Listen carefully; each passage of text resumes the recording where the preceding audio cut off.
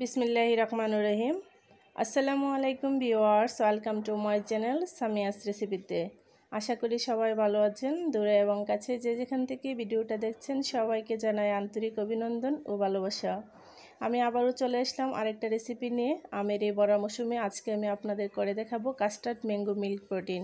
আজকে আমি এই রেসিপিটা কিভাবে বানিয়েছি তার জন্য আপনারা আমার ভিডিওটা স্কিপ না করে প্রথম থেকে শেষ পর্যন্ত দেখবেন। আশা করছি ইনশাআল্লাহ অবশ্যই ভালো লাগবে। প্রথমে আমি নিয়ে নিলাম এখানে 2 পিস পাকা আম। এখন একটা নাইফ দিয়ে আমটাকে কেটে নেব। এখানে আমি আমটা কিভাবে কেটে নিচ্ছি দেখি বুঝতে পাচ্ছেন।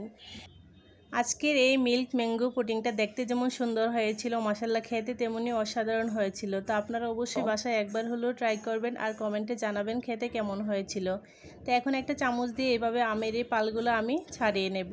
তো এখন একটা বাটিতে নিয়ে নিলাম, তারপর একটা ব্লেন্ডারে জারি নিয়ে আমি একটা স্মুথ পিউরি তৈরি করে নেব। এখন আমের এই পিউরিটাকে একটা পাত্রে নিয়ে নিলাম, তার মধ্যে দিয়ে দিচ্ছি প্রথমে আমি হাফ কাপ চিনি, আর দিয়ে দেবো এখানে আমি 1 চামচ আগার আগার পাউডার। অনেকেই আগার আগার পাউডারটা কি চিনেন না, তো আগার আগার পাউডারটা হচ্ছে যে কোনো তরল পদার্থ জমানোর জন্য এটা ইউজ করা হয়। এখন সবগুলো উপকরণ আমি নেড়েচেড়ে একসাথে মিশিয়ে দেব। তারপর আমি এখানে 1 চিমটি লবণ ইউজ করব। যারা মিষ্টি জিনিসে লবণ খেতে পছন্দ করেন না তারা স্কিপ করতে পারেন। এই পর্যায়ে আমি এই পাত্রটা চুলাতে বসিয়ে দিলাম। তো চুলাটা অন করে আমি অনবরত নেড়েচেড়ে এই পিউরিটাকে আমি রান্না করে নেব। এখন এর মধ্যে খুব সুন্দরভাবে বলক চলে এসেছে। তো এখন আমি এটা 2 মিনিট আর একটু রান্না করে নেব। এখন আমি এটা নামিয়ে একটা পাত্রে ঢেলে নিচ্ছি। তো এখন ঠান্ডা হয়ে গেলে আমি এটা ফ্রিজে রেখে দেবো 1 ঘন্টা। তো 1 ঘন্টা পর ফ্রিজ থেকে নামিয়ে আমি এই আমের জেলোটাকে কেটে নেব। তো এখন আমের এই জেলোটা খুব সুন্দরভাবে সেট হয়ে গিয়েছে। তো একটা নাইফ দিয়ে আমি পিস করে কেটে নিচ্ছি। তো আপনারা যে কোনো শেপই কেটে নিতে পারেন। তারপর এই নাইফটা দিয়ে আমি আমের এই জেলোটাকে ছাড়িয়ে নিচ্ছি। তা আমের এই জেলোগুলো দেখতে যেমন সুন্দর হয়েছিল, তো মাশাআল্লাহ খেতেও অসাধারণ হয়েছিল। বাচ্চারা তো খুবই পছন্দ করবে। তো আপনারা চাইলে বাচ্চাদেরকে এইভাবে আমের জেলো বানিয়ে দিতে পারেন।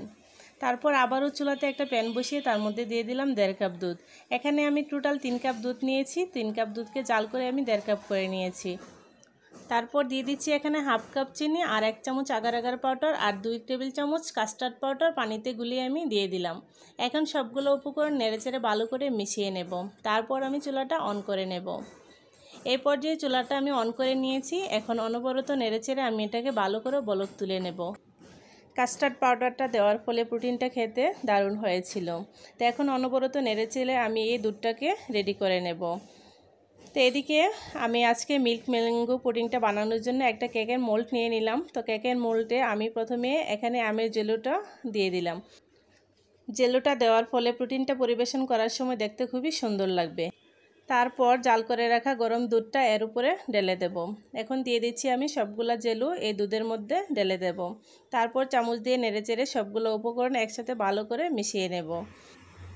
এরপর ঠান্ডা করে ফ্রিজে রেখে দেব 2 থেকে 3 ঘন্টা। 2 থেকে 3 ঘন্টা পর আমি আপনাদের ফ্রিজ থেকে নামিয়ে দেখাচ্ছি।